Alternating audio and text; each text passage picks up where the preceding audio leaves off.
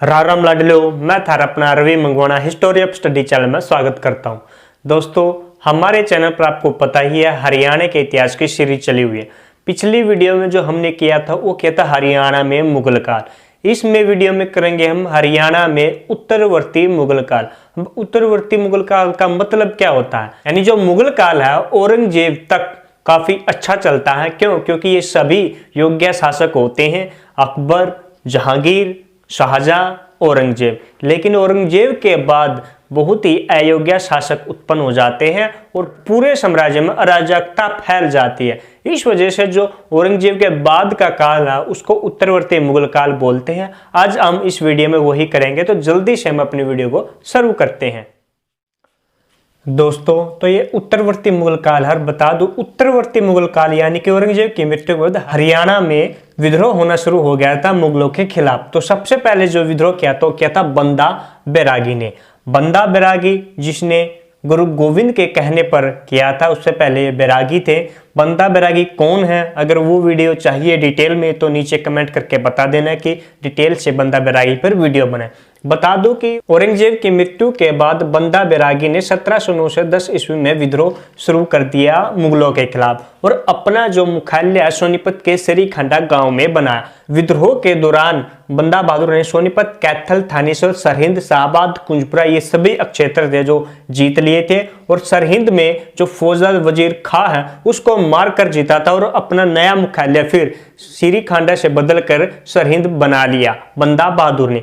बंदा बहादुर है जो इस समय मुगल शासक था, बहादुर शाह प्रथम, जो औरंगजेब की मृत्यु के बाद गद्दी पर बैठा था। उसने बहादुर शाह व फिरोज खां के नाम अपने सेनापति थे जो उनको भेजा बंदा बहादुर को पकड़ने के लिए। दोनों ने करनाल व इंद्री के बीच 26 अक्टूबर 1710 ईस्वी को बंदा बहादुर को हरा दिया। उसके बाद बंदा बहादुर ने अपना मुख्यालय फिर चेंज किया और नया बनाया यमुनानगर के सढौरा गांव में। यहाँ पर मुख्यालय बनाया। फिर बहादुर शाह प्रथम है, उसकी भी मृत्यु हो जाती है और जहांगीर शाह कुछ समय के लिए बैठता है लेकिन उसकी भी जल्द ही मृत्यु हो जाती है। फिर जो गद्दी पर बैठता है 1713 में वो फर्रुखसियर बैठता है और फर्रुखसियर बंदा बहादुर के खिलाफ अपनी गतिविधियां और ज्यादा तेज करता है क्योंकि बंदा बहादुर ने मुगलों को काफी परेशान कर दिया था। इसलिए फर्रुखसियर ने इसको जल्द से जल्द पकड़ने की कोशिश की। तो जल्दी ही बंदा बहादुर को लोहागढ़ के किले में पकड़ लिया जाता है और 1716 में फर्रुखसियर बंदा बहादुर की हत्या करवा देता है। तो इस प्रकार बंदा बहादुर का अंत हो जाता है। दोस्तों, अगली जो रियासत थी जिन्होंने विद्रोह किया वो थे रेवाड़ी के अहीर शासक। कौन थे रेवाड़ी के अहीर शासक? जो अहीर रियासत और नंदराम अहीर ने बसाई थी और औरंगजेब के काल में ही बसाई थी। लेकिन उसके बाद जो उसका पुत्र बालकिशन बैठता है अपनी वीरता के लिए काफी प्रसिद्ध माना जाता है। अपनी रियासत को कहीं ना कहीं ये मुगलों से आजाद करवाना चाहता था, इसीलिए ये अपनी वीरता के लिए प्रसिद्ध था। लेकिन ये मुगलों के साथ भी था ऊपरी तौर पर।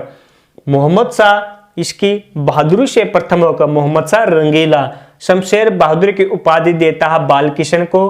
बालकिशन 1739 में जब नादिर शाह का आक्रमण होता है और करनाल युद्ध में वो बालकिशन है जो मोहम्मद शाह रंगीला का साथ देता है और युद्ध में ही 1739 के बालकिशन वीर गति को प्राप्त हो जाता है। उसके बाद जो गद्दी पर बैठता है वो बैठता गुजरमल, इसका पुत्र, जिसको मोहम्मद शाह जो पद देता है फौजदार का पद देता है। और जल्द ही गुजरमल हिसार, हासिन, नारनौल, झज्जर, दादरी को अपने राज्य में शामिल कर लेता है और अपनी राजधानी गोकुलगढ़ बना लेता है। इसकी मृत्यु हो जाती है गुजरमल की और उसके बाद उसका पुत्र भवानी सिंह गद्दी पर बैठता है जो बिल्कुल अयोग्य शासक होता है। इसके समय पर झज्जर, जयपुर और फर्रुखनगर के जो शासक हैं इसके राज्य के कई हिस्से को छीन लेते हैं गांव को और इसके पास सिर्फ ये 23 गांव रह जाते हैं। और इस तरह जो अहीर शासक थे, अहीरों ने रेवाड़ी में शासन किया था, वो खत्म हो जाता है, थोड़ा ही रह जाता है क्योंकि भवानी सिंह अयोग्य था।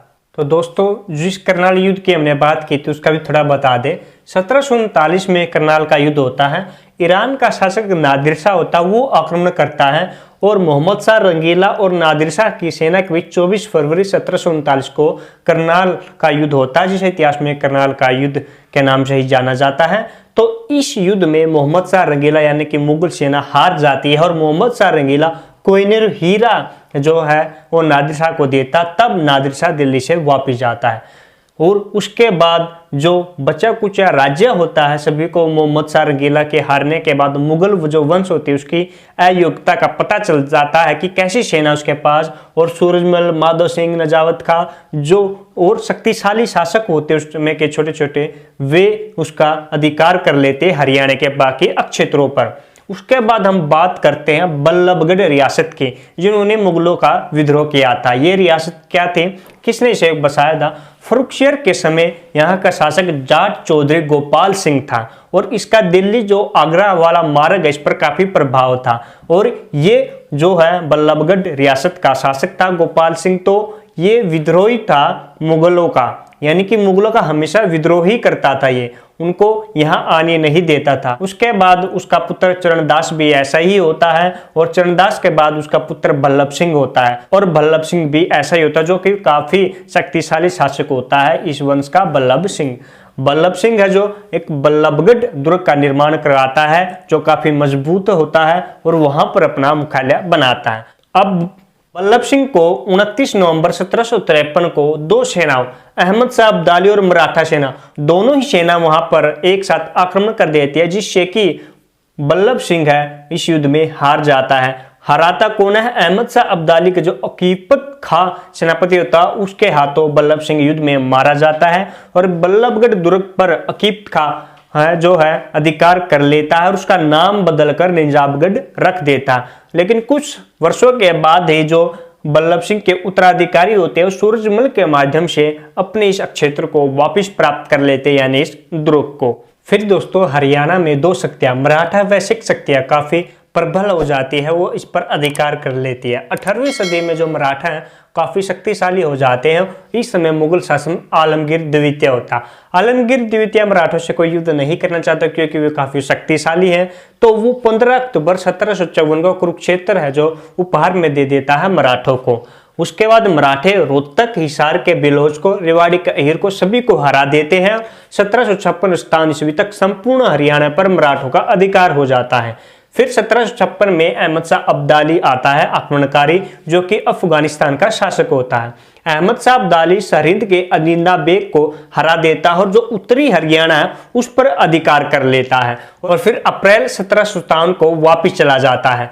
लेकिन इसके वापिस जाते ही मराठे फिर से उत्तरी हरियाणा पर भी अधिकार कर लेते हैं, जिससे भी फिर वापिस आता है अहमद शाह अब्दाली, और 14 जनवरी 1761 को मराठों और अहमद शाह अब्दाली की सेना के बीच पानीपत का तीसरा युद्ध होता है। पानीपत के तीसरे युद्ध के ऊपर अब एक पीछे फिल्म भी आई थी जिसमें अर्जुन कपूर ने मराठा सेनापति सदाशिवराव भाऊ का किरदार निभाया था, और अहमद शाह अब्दाली की जो भूमिका हो संजय दत्त ने निभाई थी। आप वो फिल्म देख सकते हैं।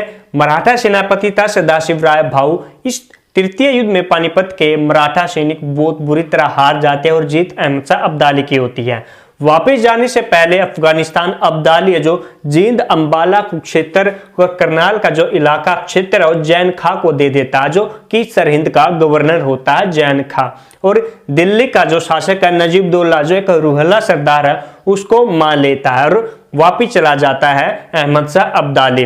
रूहला सरदार है जो पानीपत के नीचे के क्षेत्र पर भी अधिकार कर लेता है। फिर जो सिख, अब सिख आ जाते हैं, और सिख क्योंकि मराठा है जो बुरी तरह हार जाते हैं, सिख ज्यादा शक्तिशाली हो जाते हैं। सिखों ने जनवरी 1764 में जैन खां को हरा दिया, जो जिस जैन खां को जींद, अंबाला, कुरुक्षेत्र और करनाल का इलाका दिया था अहमद शाह अब्दाली ने।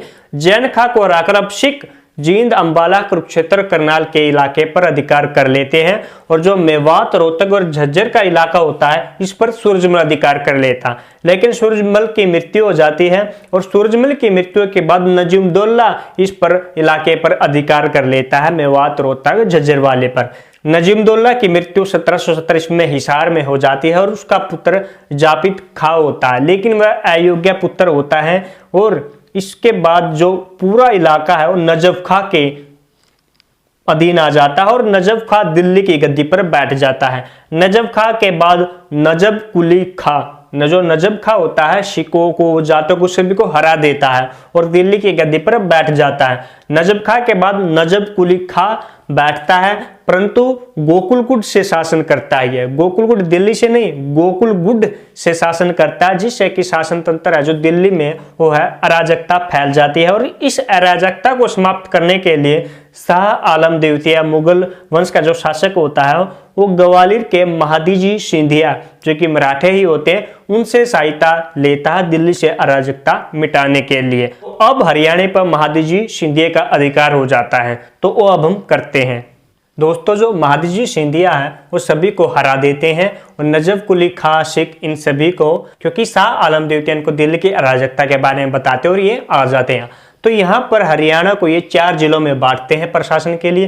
पहला बांटता है दिल्ली जिला, जिसमें दिल्ली और आसपास का क्षेत्र आता है। दूसरा सोनीपत जिला, जिसमें करनाल और जो दिल्ली के बीच का क्षेत्र है वो सारा आता है। तीसरा हिसार जिला, जिसमें हिसार और रोहतक का इलाका आता है। चौथा नूह जिला, इसमें गुरुग्राम, रेवाड़ी, नारोल, कानूड़ ये सभी क्षेत्र आ जाते हैं। 1794 में महादजी सिंधिया का निधन हो जाता है और गद्दी पर दौलत राव सिंधिया बैठता, जो कि अयोग्य शासक होता है। इस समय तक अंग्रेज हैं जो काफी शक्तिशाली हो जाते हैं। अंग्रेजों के साथ भी मराठों का युद्ध होता है, सिखों का भी युद्ध होता है, मैसूर के युद्ध होते हैं, काफी युद्ध होते हैं। अगर आपने पढ़ा होगा तो मैसूर के भी 4 युद्ध होते हैं, इसी तरह सिखों के भी युद्ध होते हैं और मराठों के भी। तो द्वितीय आंग्ल मराठा, आंग्ल अंग्रेजों को ही बोलते हैं, में युद्ध होता है मराठों का जो है अंग्रेजों से, और दूसरा युद्ध होता है उसमें है जो मराठे हार जाते हैं। और जो दौलत राव सिंधिया होता है वो 1803 में हरियाणा को सुरजी अर्जन गांव की संधि होती है। कब? 1803 में। इसके साथ ही पूरे हरियाणा को अंग्रेजों को सौंप देता है। हरियाणा पर 1803 से अंग्रेजों का शासन हो जाता है। हरियाणा के मध्यकालीन इतिहास में दोस्तों आपको एक नाम और सुनने को मिलेगा, जॉर्ज थॉमस। जॉर्ज थॉमस के ऊपर दोस्तों मैंने पूरी वीडियो बनाई हुई है, जिसका आपको डिस्क्रिप्शन में लिंक मिल जाएगा। तो दोस्तों ये था हरियाणा का मध्यकालीन इतिहास, उसमें उत्तरवर्ती मुगल काल। अगर वीडियो ये जानकारी आपको अच्छी लगे तो प्लीज़ वीडियो को लाइक करें, शेयर और कमेंट भी जरूर करें, और साथ ही हमारे चैनल को सब्सक्राइब करना ना भूलें। सब्सक्राइब करने के साथ ही बेल आइकन बटन जरूर दबाएं, ताकि मेरी न्यू वीडियो आपके पास जल्द से जल्द पहुँच के। धन्यवाद।